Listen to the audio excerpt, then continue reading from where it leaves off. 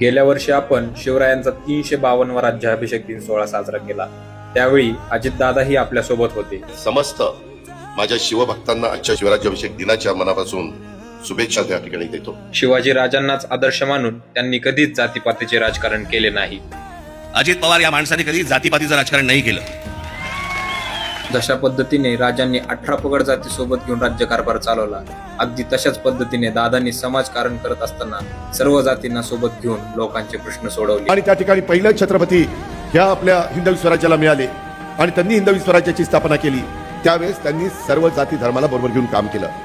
तेच काम आपल्याला सगळ्यांना करायचं. राजा शिवछत्रपतींप्रमाणेच जातपात बाजूला ठेवून काम करणारे अजितदादा यावर्षी राज्याभिषेक सोहळा साजरा करायला आपल्यासोबत नसणार. राजकारणातील अशा राजा माणसाची आठवण नेहमीच येत राहणार. आणि या ठिकाणी थांबतो. जय हिंद, जय महाराष्ट्र, जय राष्ट्रवादी.